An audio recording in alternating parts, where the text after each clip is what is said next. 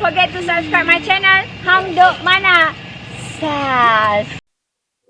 Assalamualaikum, selamat datang lagi ke channel Hang Duk Mana. Mari kita dengar dentahan Rafizi punca Dr. Faiz No'man ini. Majlis Pimpinan Tertinggi Bersatu keluar daripada Bersatu 2-3 hari lepas. Kita baca detail sedikit. Keputusan yang saya ambil ini tidak dipengaruhi oleh mana-mana pihak, dibuat secara sukarela dan berdasarkan prinsip yang saya pegang. Okey, mari kita dengar respon daripada Raziz Ramli. Dia akan komen macam biasa. Satu lagi yang berlaku ialah perpecahan. Yang terbaru dua hari lepas saya ingat, salah seorang daripada ahli majlis pimpinan tertinggi Bersatu, Doktor apa nama dia? Dr. Faiz. Dr. Faiz Naiman. Saya ingat dulu-dulu cerita kalau tengah-tengah berkempen ni ada pimpinan parti, keluar parti dan pimpinan yang senior, dia ada kesan yang cukup besar kepada jentera di bawah dan juga kepada pengundi-pengundi. Dr. Faiz yang umum keluar daripada Bersatu 2 hari yang lepas ialah poster boy kepada Bersatu. Ini ialah salah seorang pimpinan muda lewat 30-an yang ditampilkan sebagai Melayu baru yang ada dalam Bersatu ini. Profesional, kononnya tidak rasuah, kononnya tak penting diri, kononnya tidak pentingkan jawatan. Selalunya dalam 2-3 tahun yang lepas, kalau Bersatu nak buat kenyataan media ataupun nak buat komen, selalunya dia akan hantar Dr. Faiz ini buat. Giza gelak.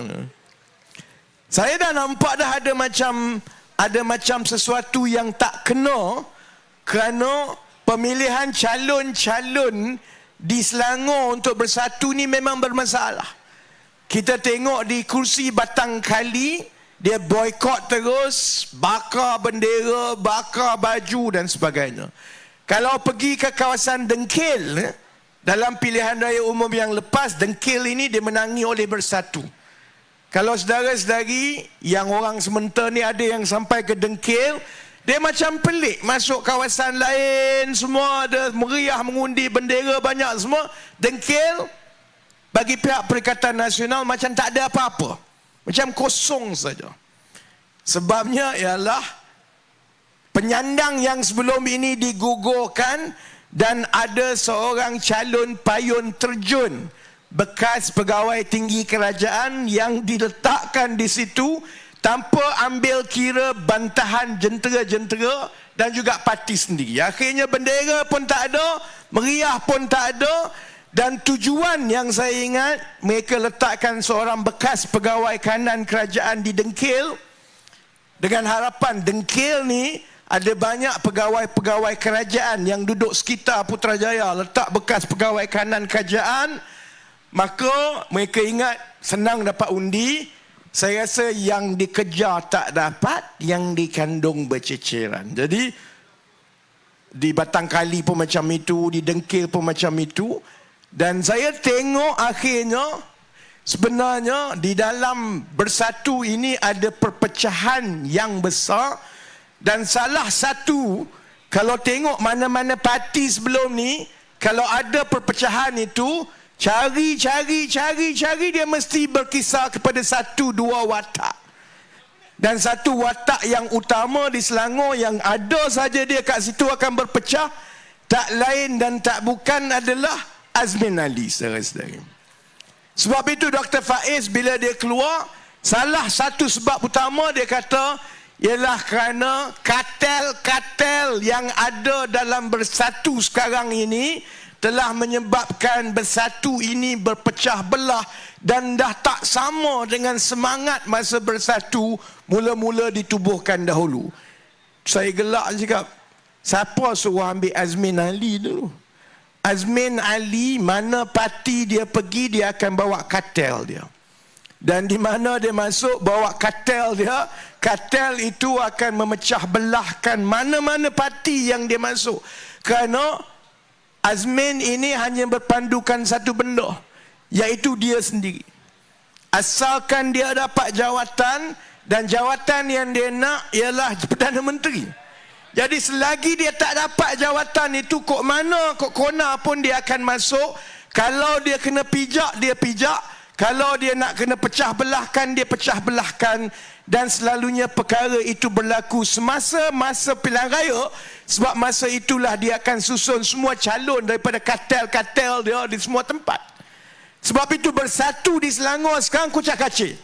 Sebab bila nak letakkan calon, dia jadi pertembungan di antara calon-calon Azmin Ali dan juga calon-calon sebelah geng Bersatu yang dulu, geng-geng Hamzah Zainuddin semua ini. Akhirnya saya nampak banyak geng kartel Azmin Ali menang. Sebab itulah yang jadi mangsa dan tercicir, termasuklah Dr. Faiz yang letak jawatan ini. Dia sebut bahawa dia nak sertai PKR. Tapi tak apalah, kita masuk pilihan raya dahulu. Kita pastikan kita menang Selangor, menang Pulau Pinang, menang Negeri Sembilan. Kita ada pencapaian yang baik di Kedah, di Kelantan dan di Terengganu. InsyaAllah lepas tu, saya ingat silap-silap hari Azmin Ali pun nak masuk balik PKR. Baik. Saya silap-silap hari. Tapi peluang untuk Azmin diterima balik ke dalam PKR itu adalah sangat kabur. InsyaAllah. Baik, apa lagi yang berlaku? Satu lagi saya tengok musim manifesto di sebelah sana. Setiap negeri, setiap mana-mana tempat ni, semua pimpinan Perikatan Nasional berlumba-lumba nak umumkan manifesto. Jadi saya tengoklah satu-satu. Mana yang saya telah ulas tu saya telah ulas.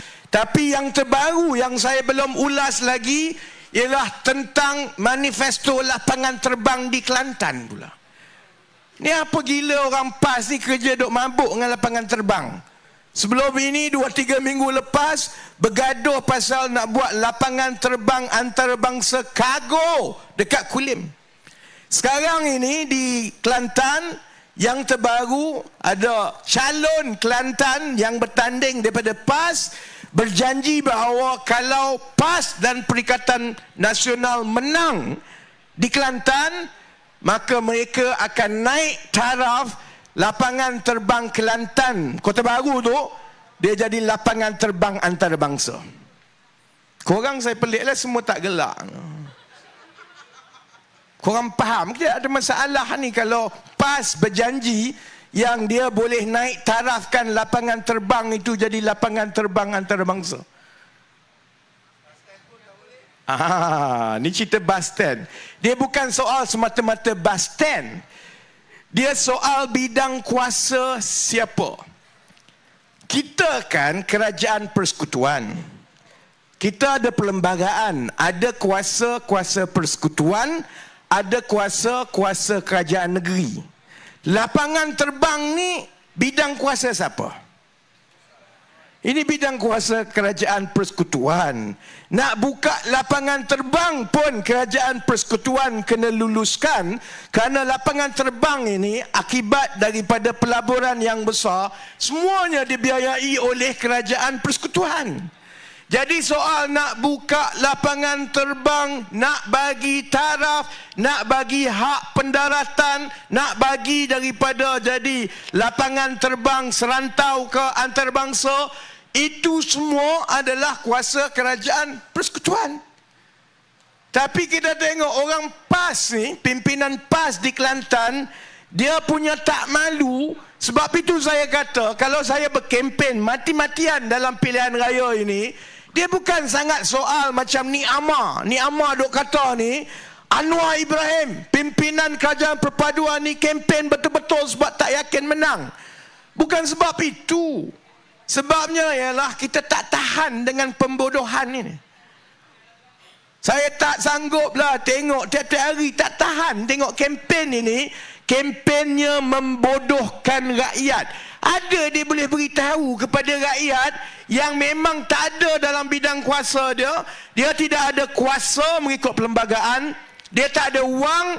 Malah dia memang tak reti pun nak buat macam mana. Tapi boleh dia masuk dalam pilihan raya. Dia ingat pengundi-pengundi bodoh. Sebab itu dia boleh janji kalau PAS menang, Dia pandai-pandai naik taraf lapangan terbang Kota Baru jadi lapangan terbang antarabangsa. Baik Jadi sebenarnya kalau dia naik taraf sesuatu yang berkaitan dengan pengangkutan, sebenarnya datang apa yang dia boleh naik taraf yang dalam bidang kuasa dia? Stesen bas, saudara-saudari. Stesen bas yang tidak melibatkan rentas negeri, itu adalah di bawah bidang kuasa kerajaan negeri. Jadi kalau betul lah Kelantan ni hebat, kalau pimpinan PAS dia betul-betul nak tolong rakyat, nak naikkan taraf pengangkutan di Kelantan, dia dah buat lama dah, saudara-saudari. Sebab stesen bas di Kelantan itu adalah stesen bas yang paling antik sekali dekat negara ini. Sampai sekarang orang duk tunjukkan. Saya ingat Nik Amar lagi lah. Nik Amar bila dia kena tekan bertalu-talu tentang prestasi kerajaan PAS dalam mentadbir Kelantan, dia pun dah tak aci lah banding dengan Selangor. Dia kata, kenalah banding dengan Pahang, miskin sama miskin. Orang pun tunjuk Pahang tak ada lah kaya. Tapi stesen bas Pahang ni di Kuantan Central tu jauh lagi bagus daripada stesen bas yang ada dekat Kota Baru. Sebab stesen bas yang melibatkan pengangkutan dalam negeri, bukan rentas negeri, itu adalah di bawah bidang kuasa kerajaan negeri. Sebab tu bila orang tanya bab lapangan terbang, dia berani janji yang bukan dalam bidang kuasa dia untuk dia naik taraf sebagai lapangan terbang antarabangsa. Sebab saya dah tahu dah. Contohnya, kalau dia minta, dia kata dia nak minta, memang dia tak ada niat nak buat dan takkan jadi pun, cuma mudah untuk dia salahkan kerajaan persekutuan. Macam Sanusi salahkan kerajaan persekutuan. Tapi kalau bab bas ini, sampai sekarang dah 40-50 tahun masih lagi antik macam itu. Bila orang tanya kerajaan PAS Kelantan, Nik Amar jawab apa? Kan nama dia stesen bas sementara. Sementara tu macam itulah, sementara yang tetap nak buat. Tak kisahlah lama mana stesen bas sementara itu, dia tetap macam bangsal macam itulah sampai bila-bila. Jadi sebab itu saudara-saudari, saya yakin berdasarkan perkembangan kempen setakat ini, peralihan sokongan undi itu membuktikan satu perkara. Perikatan Nasional boleh saja bermain dengan emosi, boleh saja mengapi-ngapikan rakyat, tetapi yang menentukan menang kalah sesuatu parti dan calon dalam pilihan raya tak pernah penyokong tegar, saudara-saudari. Yang menentukan menang kalah ialah pengundi atas pagar. Dan pengundi atas pagar sangat jarang mengundi berdasarkan sentimen ketaatan kepada parti. Dia mengundi, dia tengok apa tawaran, dia tengok hujah yang diberikan, dan dia tengok bagaimana calon-calon dan pimpinan parti meyakinkan dia bagaimana kalau mengundi sesuatu parti atau calon, itu akan membawa kebaikan kepada dia dan juga keluarga dia. Sebab itu dalam tempoh 2-3 minggu yang lepas, walaupun saya nampak Perikatan Nasional cukup yakin sebelum ini yang mereka akan sapu bersih sampai dia, Azmin ni saya ingat dah tempah 2-3 baju baru nak angkat sumpah ni kot. Saya ingat sekarang ini mereka boleh merasakan bahawa keadaan itu jauh lebih sukar daripada yang mereka rasakan, kerana sekarang ini pengundi-pengundi atas pagar itu sudah tak jadi atas pagar, dan dari sehari ke sehari mula buat keputusan untuk bertukar dan akan mengundi kepada kerajaan perpaduan.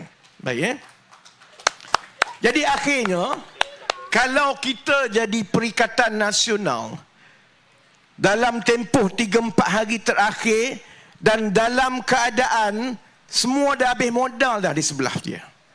Selama ini dia mempertaruhkan superstar dia, yang dia rasa seorang tokoh ini akan boleh mempengaruhi sehingga semua akan mengundi Perikatan Nasional. Sebab dia ingat anak muda semua suka kepada tokoh ini.